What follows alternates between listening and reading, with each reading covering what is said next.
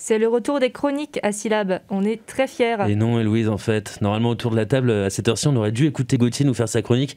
Mais malheureusement pour lui, heureusement pour nous, il a brillamment obtenu sa licence et est parti vers d'autres horizons, loin de syllabes, nous abandonnant donc pour... Attendez. C'est bon, attendez, je suis là, je m'installe. Une seconde, j'ai réussi à arriver à le temps, je suis toujours là, voilà. Et merde. Alors, oui, finalement, je suis encore là. Désolé Romain, hein, je sais que ça fait 3 rentrées où tu te dis cette fois-ci c'est la bonne, on le reverra pas. Eh ben non, c'est toujours pas celle-ci. Donc je reviens aujourd'hui, rentrée 2020, ma 4e année à syllabes.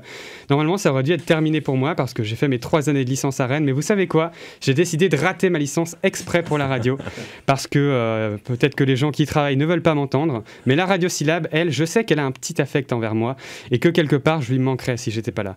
On est ensemble depuis 3 ans, ça nous ferait de la peine à tous les deux, je pense, si on devait se quitter. Et plus sérieusement, si je suis là que cette année, c'est quand même le résultat de plusieurs échecs. De 1, j'ai pas eu de master. De 2, j'ai pas eu ma licence. Donc gardez à l'esprit que toutes les chroniques que je vais faire cette année découleront d'un échec cuisant. J'ai raté ma scolarité et j'ai fait quand même toute une chronique l'année dernière pour remercier plein de gens parce que j'allais peut-être quitter la radio. Mais maintenant, tous ces remerciements, ils sont plus valables et à la fin de l'année, je vais devoir encore les remercier. Ça va être relou, je suis désolé, mais même moi, ça va me peiner. Enfin bref, c'était la rentrée scolaire il y a quelques semaines, le 1er septembre, et au bout de seulement 3 jours, il y avait déjà des dizaines de classes fermées à cause d'une petite maladie qui monte pas mal, malgré le fait que les médias en parlent. 2 semaines après, le 17 septembre, ce sont des centaines de classes qui sont fermées, dont pas mal en Ille-et-Vilaine et carrément à Rennes. Et moi qui étudie donc à Rennes 2, j'ai même pas encore eu ma rentrée qui est le 28 septembre, donc dans 2 semaines. Et au rythme où les choses vont, la fac risque de devoir fermer avant même de pouvoir ouvrir.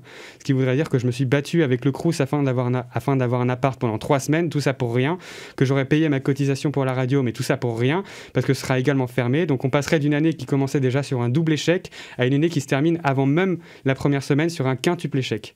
Il manquerait plus qu'en rentrant chez mes parents, je contracte le Covid et là on terminerait l'année sur un sextuple échec et peut-être que je serais même pas capable de terminer l'année tout court. Voilà. Vous voyez que je commence l'année avec un certain optimisme. Enfin bref, nouvelle année à syllabes, nouveauté à syllabes. Déjà, on porte tous des masques pour se protéger d'une petite pandémie mondiale. Je ne sais pas trop si vous en avez entendu parler. Et surtout, grosse nouveauté de la rentrée à la radio, c'est au niveau de la grille. La grille qui a été installée à la rédaction pour éviter qu'on se postillonne dessus par mégarde à travers les masques. Parce qu'on ne sait jamais, on est tous masqués, même à l'antenne. Ce qui fait qu'il faut parler un peu plus fort que d'habitude et articuler un peu plus parce que sinon, on ne comprendra rien à ce que je dis.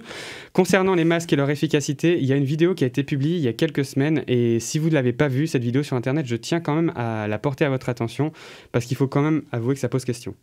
Quand on fait un simple paix, le paix arrive à traverser nos 2 fesses, notre boxeur ou culotte, notre vêtement pour dégager une odeur désagréable. Donc si le paix arrive à passer tout ça, comment un simple masque arrivera à bloquer le virus ? Il a raison, quand j'ai entendu le discours de cette personne, je dois bien avouer qu'elle m'a ouvert les yeux et m'a converti. Moi qui étais fervent défenseur du port du masque, je me disais que ça protégeait du virus, autant moi que les gens autour de moi.